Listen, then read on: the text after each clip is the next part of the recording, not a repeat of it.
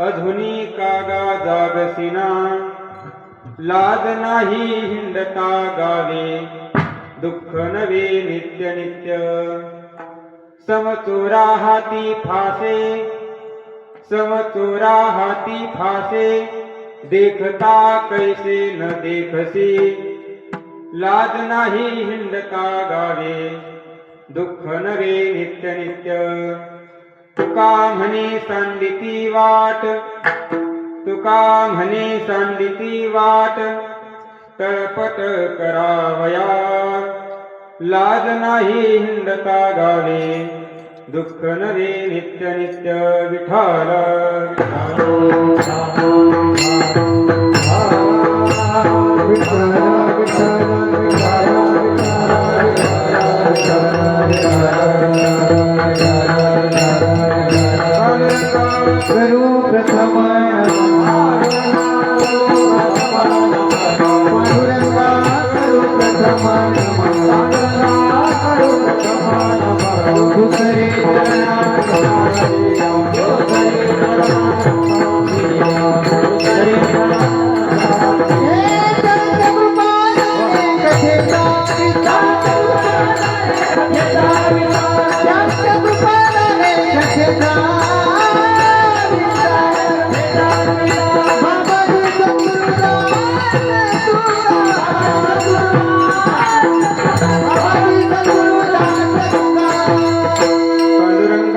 प्रथम नमन दुसरी चरणा संतांची या, त्यांच्या कृपादाने कथेचा विस्तार.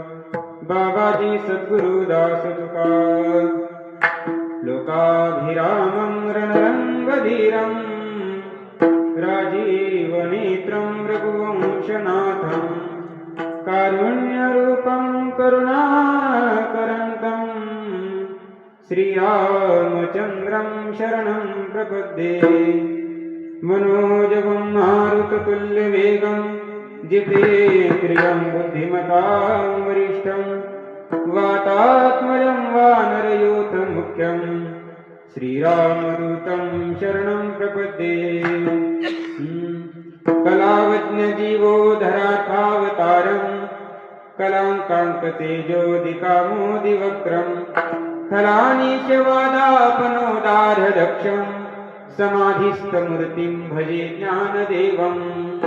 नदी दिव्यगोदातटीचा निवासी, सदा प्रियदो सज्जना वैष्णवांसी, जयावर्णिता प्रेम आह्लादचित्ता. नमस्कार माझा श्री सद्गुरु एकनाथा, नमो सद्गुरु तुकया ज्ञानदीपा, नमो सद्गुरु सच्चिदानंद रूपा, नमो सद्गुरु भक्त कल्याण मूर्ती, नमो सद्गुरु भास्करा पूर्ण कीर्ती. संपाद्य ज्ञानं च विधाय भक्तिं, विलोकितो येन समाधिराजः, वैराग्यवन्तं सुविचारयुक्तं, नमामि दोघं शिरसा गुरुं. आत्मरूप गणेशु स्मरण, होय सकळ विद्यांचे अधिकरण, तेची वंदो श्रीचरण, श्री गुरूंचे ते नमस्कारोनी आकार. मस्तक हे पायावरी, या वारकरी संतांच्या सेवेलागी सेवक झालो, तुमच्या लागलो निज चरणा. अहो स्वामी तुकया देवा, यावरी न करावा अभेद, माझी वाणी तुझे वर्णे गुणनाम, ऐसे देई प्रेम काही कळा. विठाल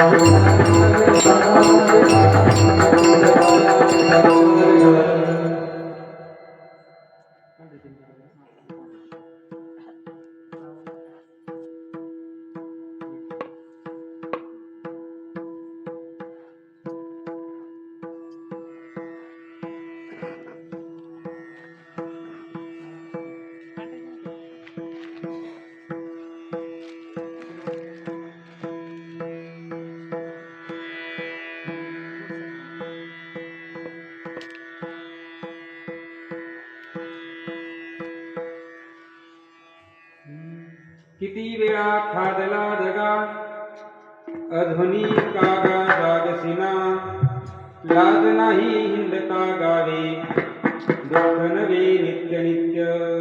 प्रस्तुत प्राप्त प्रसंगी समप्राप्त सेवेकरिता निवडलेला अभंग हा महान भगवत भक्त विश्ववंद्य अनंत कल्याण मूर्ती विश्वोद्धारक संत श्रेष्ठ जगद्गुरु श्री तुकाराम महाराजांचा 4 चरणाचा उपदेशपर प्रकरणातील अभंग असून या अभंगाच्या द्वारे जगद्गुरु श्री तुकोबाराय जे जीव काम क्रोधादी विकाराच्या अधीन जाऊन या संसार रूपी समुद्रामध्ये गटांगळ्या खात आहेत, अर्थात या संसारामध्ये दुःख भोगत आहेत, अशा दुःखी जीवांना वर काढण्यासाठी अर्थात त्यांना परमात्म्याची प्राप्ती व्हावी यासाठी जगद्गुरु श्री तुकाराम महाराज या अभंगामधून जागृतीचा उपदेश देतात. विठ्ठल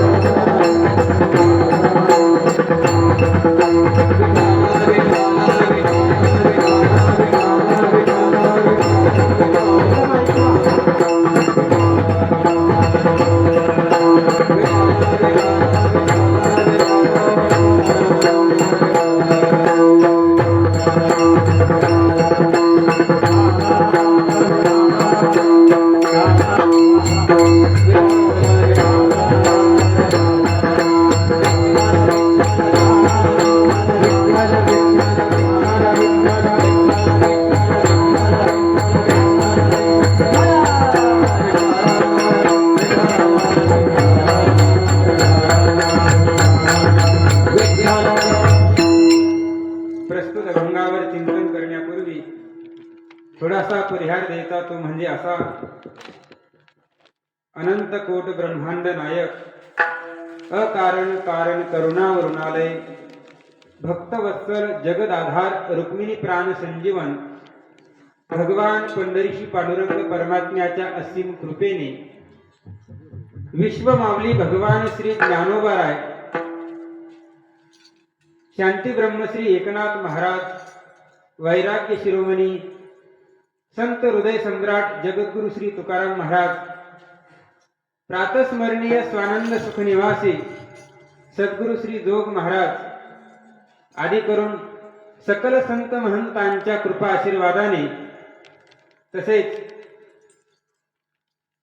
हरिभक्त परायण वैकुंठवासी नाना महाराज बुटेगावकर यांच्या कृपा आशीर्वादाने त्याचप्रमाणे हरिभक्त परायण किसन महाराज जाधव यांच्या प्रेरणेने सर्व गावातील वयोवृद्ध असणारे जे काही मंडळी आहे त्यांच्या सहकार्याने तरुण मंडळींच्या सहकार्याने माता मावल्यांच्या सहकार्याने श्रोतृवर्गांच्या सहकार्याने चालू असलेला आपला हा अखंड हरिनाम सप्ताह आणि या सप्ताहामध्ये हरिभक्त परायण निवृत्ती महाराज देवडे यांच्या नेतृत्वाने आपण ग्रंथराज ज्ञानेश्वरीचं पारायण करत आहात.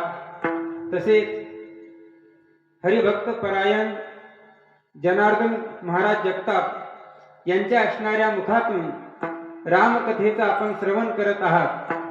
तसेच या महाराष्ट्रामध्ये जीवनमुक्त अवस्थेला प्राप्त झालेली जी महाराज मंडळी आहे किंवा जीवनमुक्त अवस्था प्राप्त करण्यासाठी प्रयत्नशील असणारी जी साधक मंडळी आहे त्यांच्या असणाऱ्या मुखातून आपण या ठिकाणी कीर्तन श्रवणाचा लाभ घेत आहात. आजच्या आपल्या या सप्ताहाचा दुसरा दिवस आणि या दुसऱ्या दिवसाची सेवा शिवाजी अंकुशराव जगताप यांच्या माध्यमाने हनुमंतरायांच्या कृपेने आणि माझ्या परम भाग्याने मला प्राप्त झालेली आहे. तरी कीर्तन सेवेकरिता उपस्थित गायनाचार्य शंकर महाराज अनपट, त्याचप्रमाणे किशोर महाराज ढगे, त्याचप्रमाणे विकास महाराज दवणे, तसेच विष्णू महाराज खोटे, रवी महाराज मदने, श्रीमंत महाराज देठे, सांगळे महाराज, ही सर्व असणारी मंडळी या ठिकाणी कीर्तनाला उपस्थित आहे. सर्वांच्या चरणावर सद्भावपूर्वक आणि अंतःकरणपूर्वक प्रणिपात करतो आणि सेवेकडे वळतो. विठ्ठल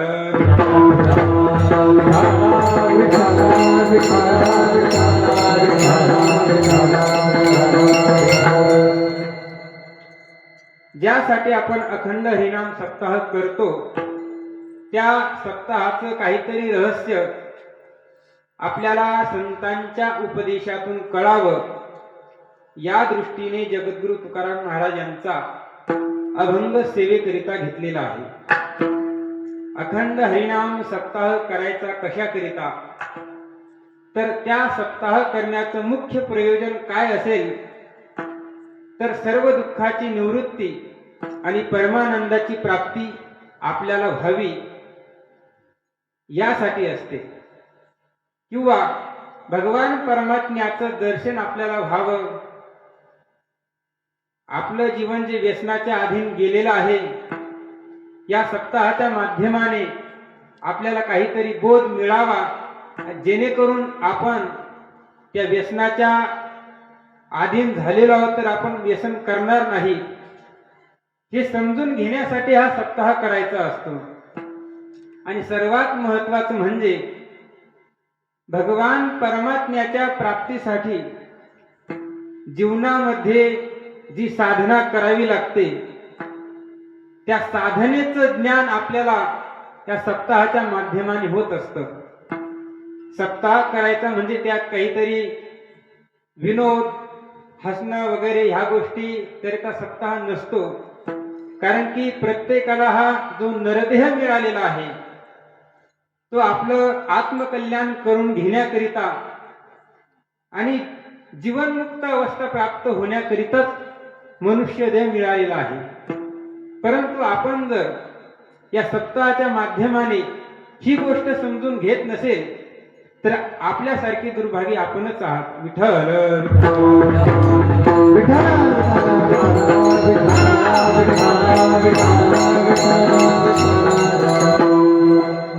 आपण बोलून गेलो, जगद्गुरु श्री तुकाराम महाराज जे जीव काम क्रोधाधिक विकारांच्या अधीन गेलेले आहेत आणि त्या काम क्रोधाधिक विकारांच्या अधीन गेल्यामुळे या जन्म मरण रूपी संसारामध्ये बार बार जन्मत आहे, बार बार मरत आहे आणि दुःखाचा अनुभव करत आहेत. अशा दुःखी जीवांना बघितल्यानंतर तुकोबारायांनी हा अभंग निर्माण केलेला आहे. तुकोबारा या अभंगातून उपदेश करतात, जागृतीचा उपदेश करतात. केवळ तुकोबारायच उपदेश करतात असं नाही. विश्वमाऊली भगवान श्री ज्ञानोबाराय असू द्या, शांती ब्रह्मश्री एकनाथ महाराज असू द्या, प्रेममूर्ती प्रेम भंडारी नामदेवराय असू द्या, सर्व संतांनी आपल्याला उपदेश केलेला आहे. उपदेश करत असताना कधी कधी अधिकार पाहून उपदेश केलेला आहे. अधिकार कैसा करू उपदेश, अधिकार कैसा करू उपदेश, काय मग करू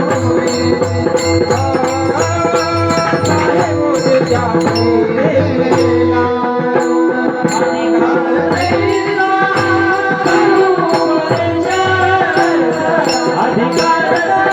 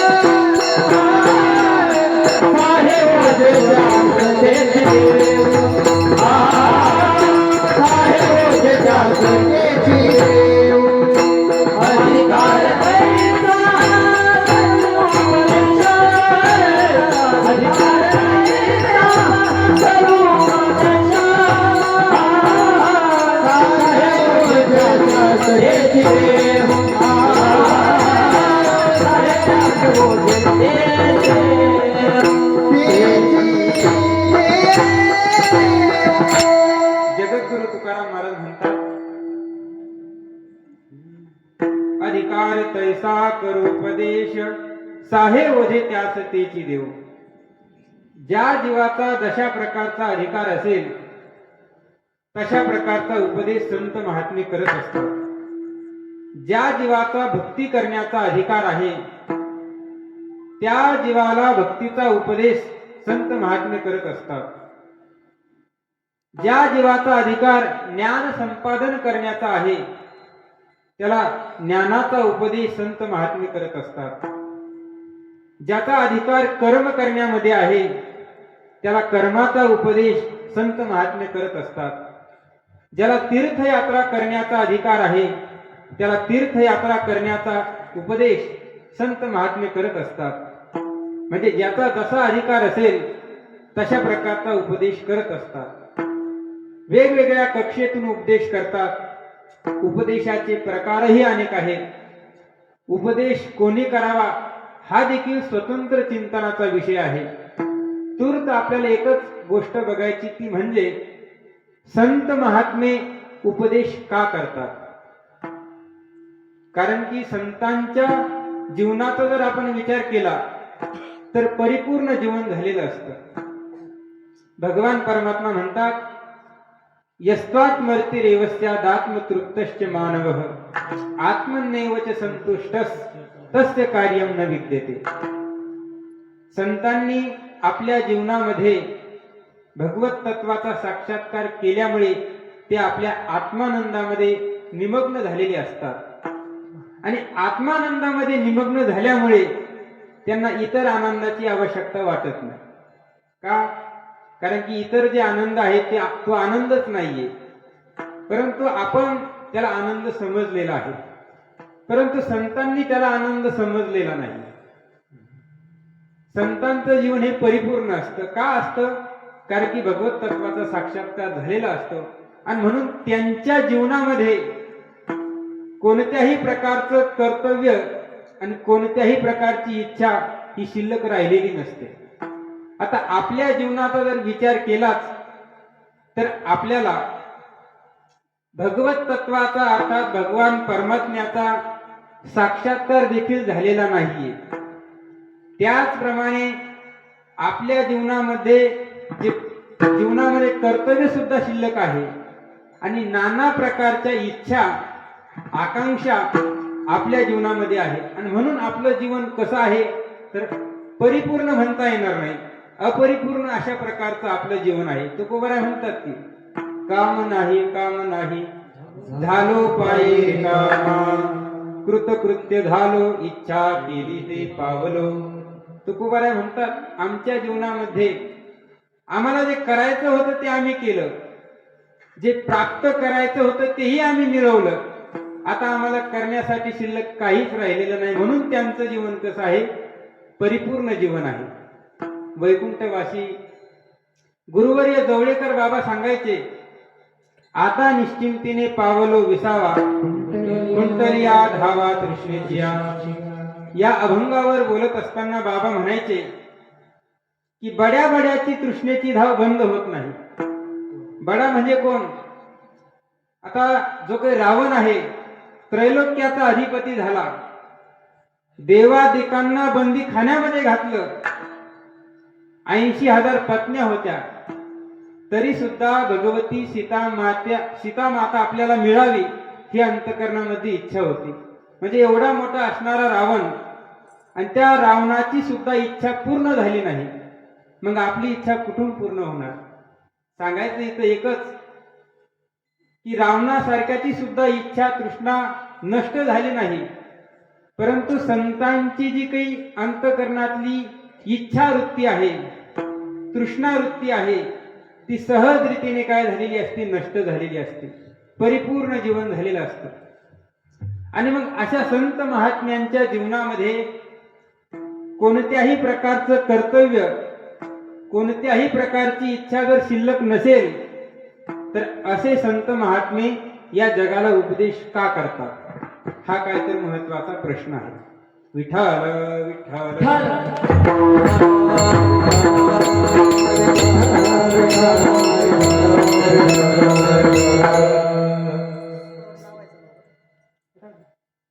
संत महात्मे जगाला उपदेश का करतात? तर त्याचे अनेक कारण आहेत. त्यातलं महत्वाचं आणि मुख्य कारण काय असेल, तर त्यांच्या अंतकरणामध्ये असणारी दया त्यांना शांत बसू देत नाही.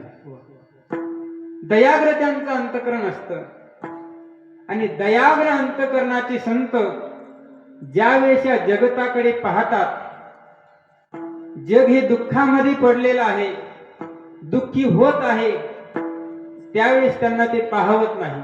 येतो गणाबाळा म्हणून येतो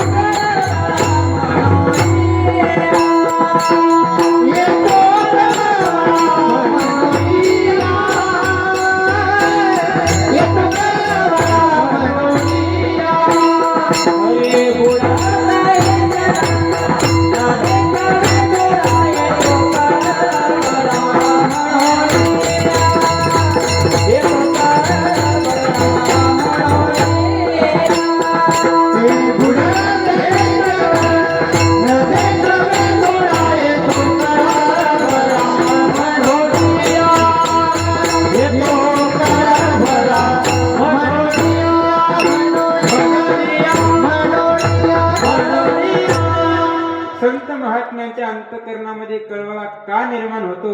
तर तुकोबाऱ्या म्हणतात, बुडत हे जन न देखवे डोळा. हे जग बुडत आहे, हे संतांना पाहवत नाही.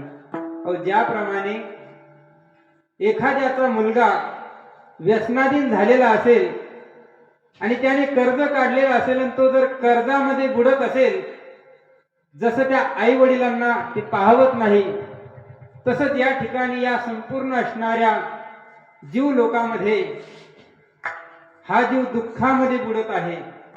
आणि म्हणून संत महात्म्यांना ते पाहवत नाही आणि म्हणून त्यांना काय येतो? कळवळा येतो. काही मंडळी तुकोबाऱ्यांना विचारायला गेली, का हो तुकोबाऱ्या, तुम्ही वैकुंठाला का जाताय? तुमचं वैकुंठाला जाण्याचं वय आहे का? तर त्यावेळेस तुकोबाऱ्यांनी काय उत्तर दिलं?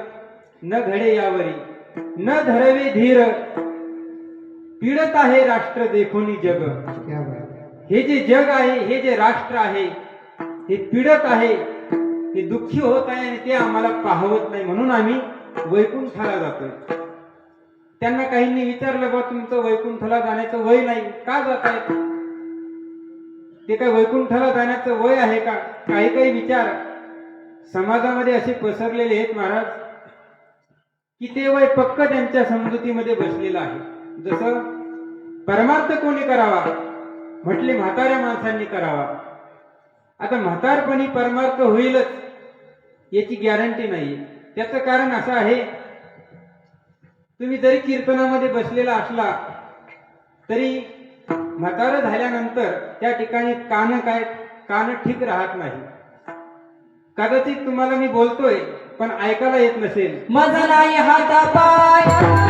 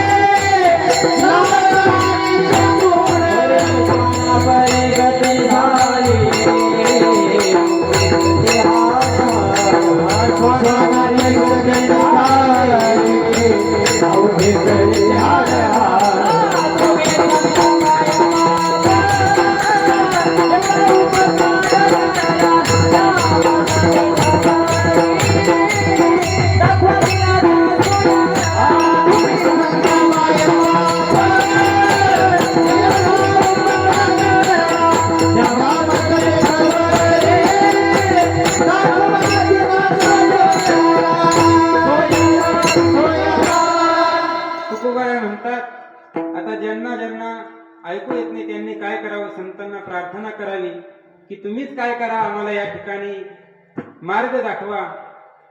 मला सांगायचं हे होतं की म्हातारपणामध्ये ऐकायला येत नाही, कदाचित शब्द ऐकायला आलेच तर त्याचा अर्थ कळेलच म्हणून सांगता येत नाही. अर्थ कळालाच तर त्याचं तात्पर्य काय आहे ते कळणार नाही, आणि कळालं तर तात्पर्यही कळालं पण ते जीवनामध्ये आचरणात आणणं काय तर कठीण आहे.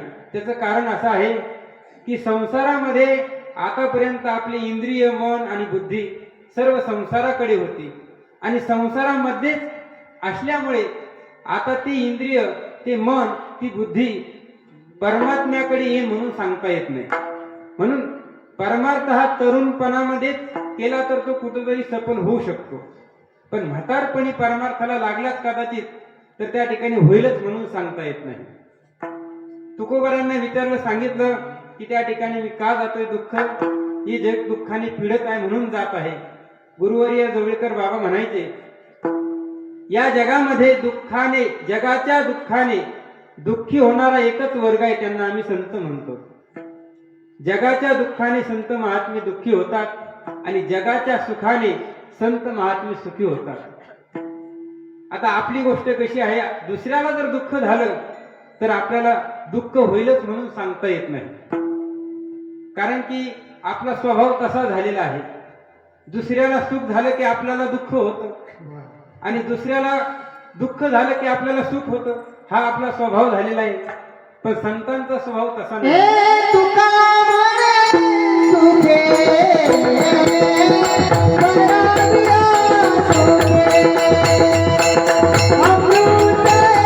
सुखे, अमृत अमृत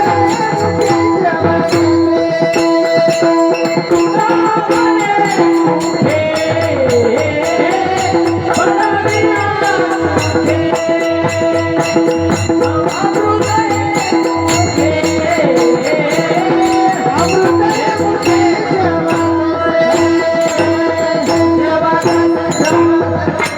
तुकोबाराय म्हणतात, तुका म्हणे सुखे पराविया सुखे. दुसऱ्याच्या सुखाने सुखी होणारा संत महात्म्यांचा वर्ग आहे.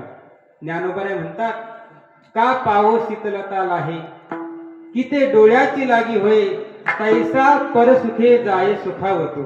दुसऱ्याच्या सुखाने सुखी होणारा संत महात्म्यांचा वर्ग आहे, आणि दुसऱ्याच्या दुःखाने दुःखी होणारा संत महात्म्यांचा वर्ग आहे. ज्ञानोबाराय म्हणतात, पै पायी काटा निहटे, तव व्यथा जीवी उमटे, तैसा पोळे संकटे पुढील आचिनी.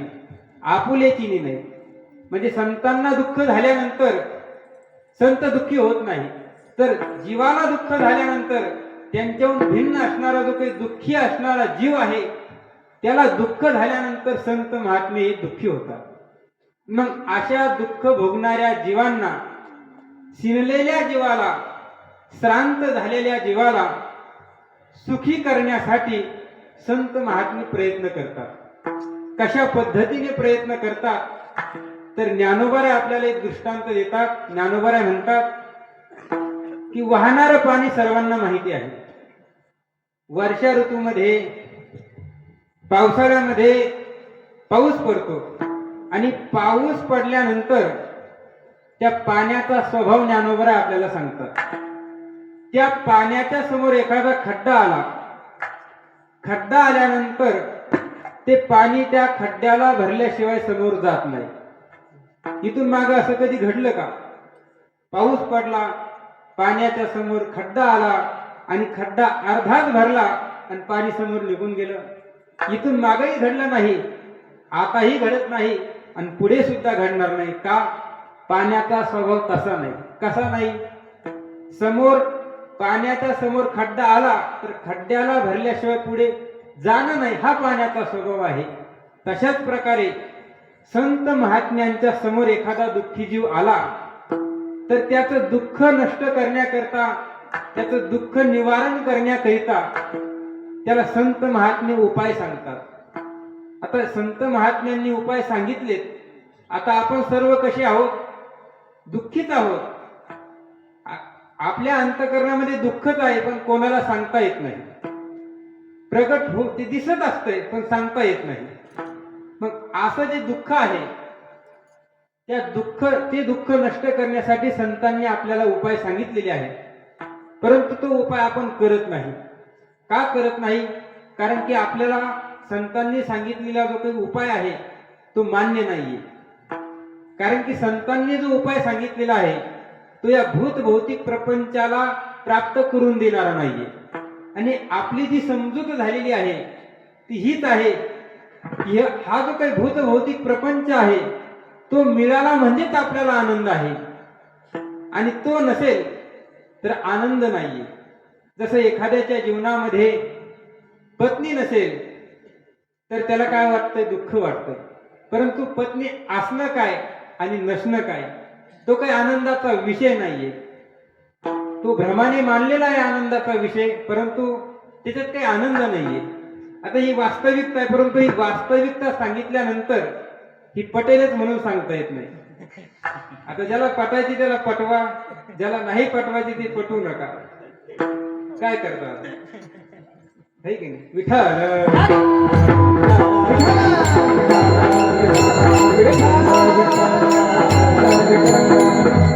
तर संतांनी जो उपाय सांगितलेला आहे तो आपण जर केला तर निश्चित रूपाने आपण या संसारातून मुक्त होऊ, म्हणजे आपलं दुःख नष्ट होईल.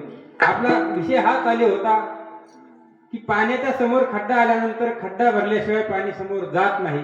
तशाच प्रकारे संतांच्या समोर एखादा दुःखी जीव आला की त्याचं दुःख नष्ट केल्याशिवाय संत महात्मे आपला पाऊल पुढे टाकत नाही. आपल्याला अर्वाचीन काळामध्ये स्वामी विवेकानंदांचं नाव आपण ऐकलेलं आहे.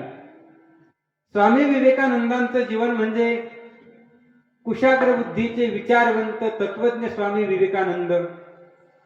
त्यांच्या जीवनामध्ये भावनेलाही प्राधान्य होतं आणि विचाराला सुद्धा प्राधान्य होतं.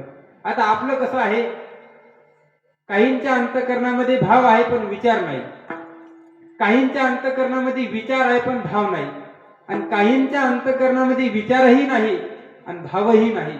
पण स्वामी विवेकानंदांचं जीवन म्हणजे विचार प्रधान अधिक भावना प्रधान बरोबर स्वामी विवेकानंद असं जीवन नटलेलं महाराज. त्यांच्या जीवनामध्ये एक प्रसंग आला. हिवाळ्याच्या दिवसामध्ये एक कुत्र्याचं पिलू नालीच्या काठाने चालत असताना नजर चुकीने ते नालीमध्ये पडलं आणि पडल्यानंतर ओरडू लागलं. आता ओरडणाऱ्या कुत्र्यांचा आवाज काही सद्ग्रहस्थांनी ऐकला, परंतु त्या ठिकाणी ते आले पण त्या कुत्र्याला काढण्यासाठी कोणीही प्रयत्न करत नाही. असंच असतं संसारामध्ये. ज्यावेळेस आपल्यावर संकट येतं, संकट आल्यानंतर इंद्रिय काम करत नाही, संपत्ती निघून जाते, अशा वेळेस कोणी कामाला येत नाही. ज्यावेळेस तुमच्याकडे सर्व गोष्टी असतात, तुमच्या मागं समाज असतो, पैसा असतो, तुमच्या शरीरामध्ये ताकद असते, तोपर्यंत सर्व काय करतात, आम्ही तुमच्या पाठीमागे आहोत, तुम्ही कोणतंही काम आम्हाला सांगा आम्ही ते करू. परंतु ज्यावेळेस खरोखर काम पडतं त्यावेळेस कोणीही कामाला येत नसतं. हा संसाराचा काय झालेला आहे नियम आहे. आता स्वामी विवेकानंद त्या दिशेने त्या असणाऱ्या रस्त्याने जात असताना त्यांनी ते बघितलं आणि बघितल्यानंतर त्या कुत्र्याच्या पिलाला वरती काढलं. का काढलं तर त्याचं कारण आहे त्यांच्या अंतःकरणामध्ये काय होती, दया होती. ज्ञानोबा सांगतात, निम्न भरली यावणे पाणी ढळोची नेणे तेवी श्रांता तोषवणी जाणे सामोरे पा. श्रांत जीवाला त्याचं दुःख नष्ट केल्याशिवाय संत महात्मे आपला पाय पुढे टाकत नाही. का टाकत नाही? त्याचं कारण आहे त्यांच्या अंतःकरणामध्ये काय आहे, दया आहे. आणि अशा दयाग्र अंतःकरणाचे संत ज्यावेळेस या जगताला उपदेश करतात त्यावेळेस नेमकं कोणाला उपदेश करतात आणि कोणता उपदेश करतात हेच जगद्गुरु तुकाराम महाराज आज सेवेकरिता निवडलेल्या अभंगाच्या पहिल्या चरणात. किती वेळा खादला धरा,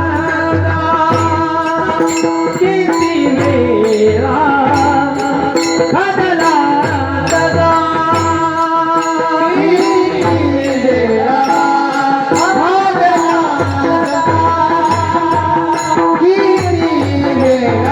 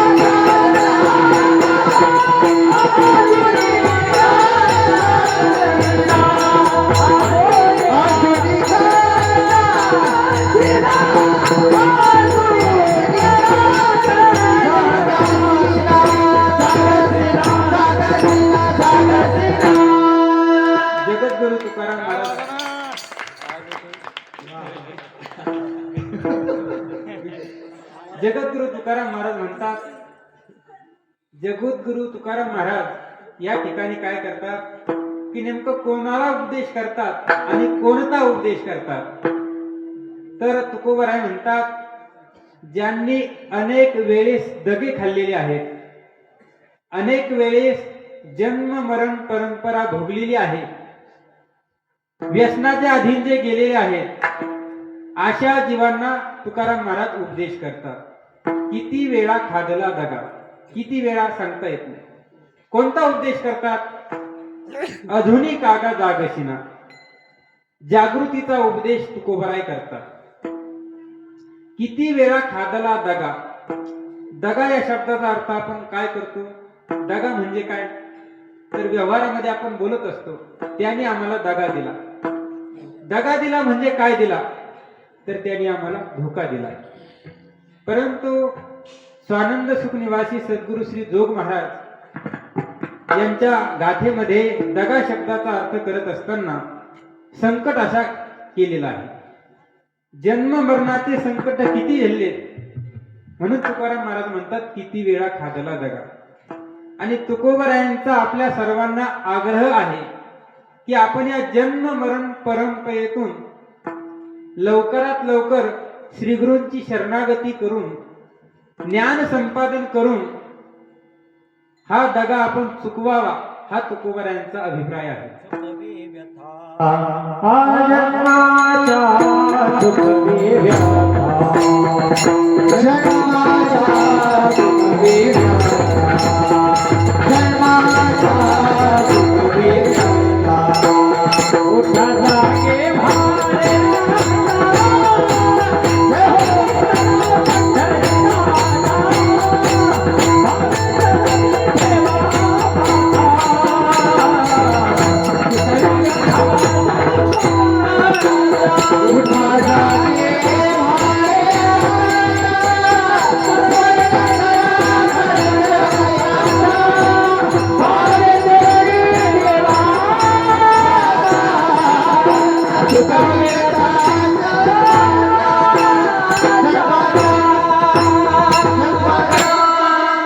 तुकोबराय म्हणतात, उठा जागे व्हारे आता, स्मरण करा पंढरीनाथा, भावे